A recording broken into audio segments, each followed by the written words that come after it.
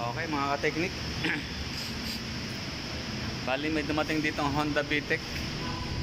Bali nireklamo niya yung tagas dun sa ilalim. Bali magpapalit tayo ng oil seal dun sa crankshaft. Bali magtatanggal tayong crankshaft sa may hulihan, yung oil seal niya. Bali magtatanggal tayo ng ng transmission. Inaantay lang natin yung go signal para matanggal natin tong crankshaft, transmission. Baba natin tong transmission. Tapos ito, dadami na rin natin to kasi ito may leak na rin to.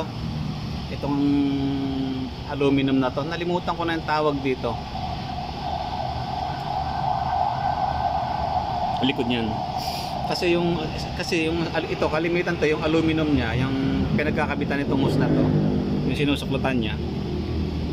Kalimitan niya nagkakaroon niya ng corrosion, parang nabubulok siya, nabubulok ngayon sa loob niya. Yung corrosion yung parang yung kalawang. Kaya kamisan dito nagkakaroon siya ng leak, tumatagas yung tubig. Ganon din sa kabila, meron na rin. Nasilip ko na yun doon sa may ilalim kanina nung itinas namin tong lifter. Yan.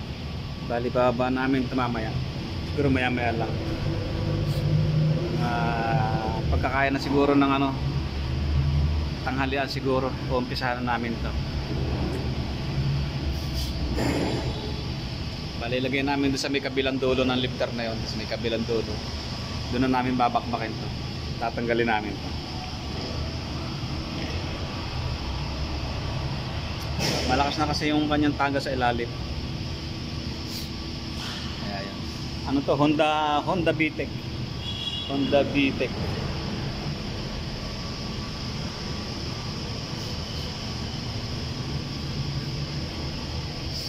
Wala naman siyang iba ng tagas kundi yun lang.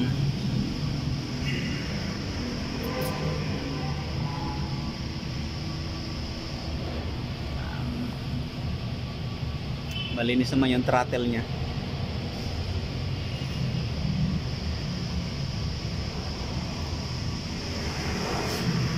Subukan natin itas para makita natin yung tagas.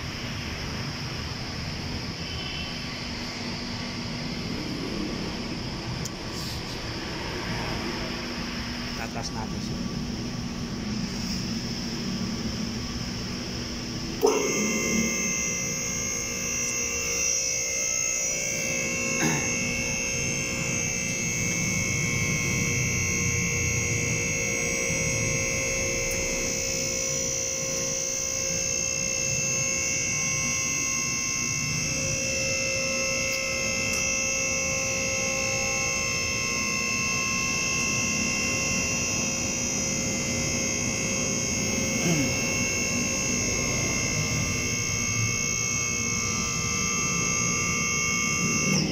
Okay, silipin natin mga ka-technic.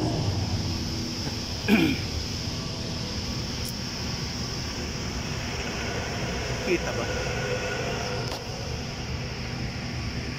Ito, tinanggalan namin mga ka-technic yung takip dito para malaman namin kung talagang masurebol namin na talagang may tagas nga.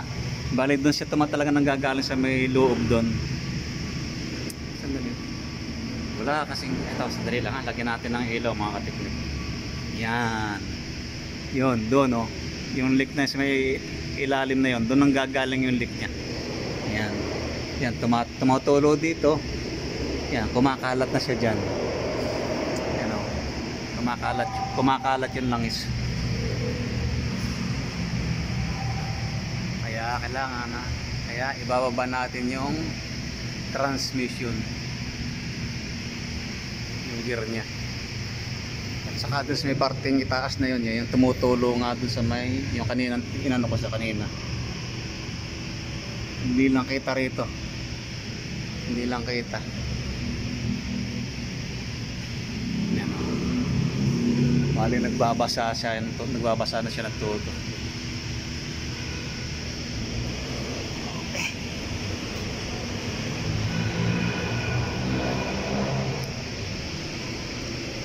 Banan natin.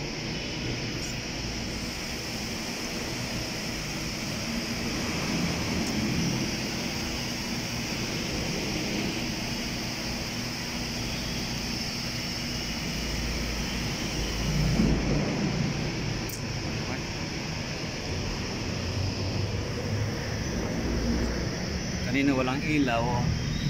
Kaya may ilaw. Hindi ko na-i-on yung ilaw mga kateknik. Yan o mga kateknik ko. Kita nyo na yung, kita nyo na ngayon yan o. Yan, naglilik na ngayon yan. Yan o. Ito yung naglilik. Pati yung sa kabila, sa ilalim. Pag tatanggalin natin itong wire na ito, itong harness na ito. Natatanggal kasi ito mga kateknik. Hindi pa lang namin ginagalaw. Pag ito tatanggalin to, nakatornil ito kasi ito dito. Yan.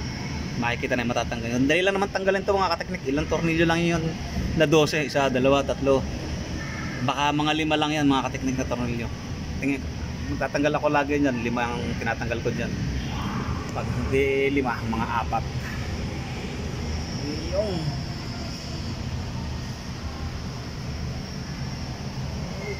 nakakasilaw pala yung ilaw. Patay ko muna yung ilaw mga kateknik. Silaw yung ilaw. Patay ko muna.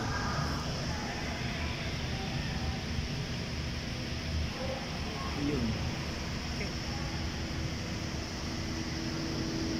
Okay. Yun lang muna mga kateknik. Bali tapos nag-change oil kami kanina. Nag-change oil kami. Bali tatlong sasakyan na yun na-change oil namin. Bali tapos na. Okay. Tanghali na. Pag may dumating, paano ko ulit. Okay. Medyo napakapin na kami ngayon. Ito lang natitira ngayon. Itong isang Honda na to. Okay, mga kateknik, hanggang dito na.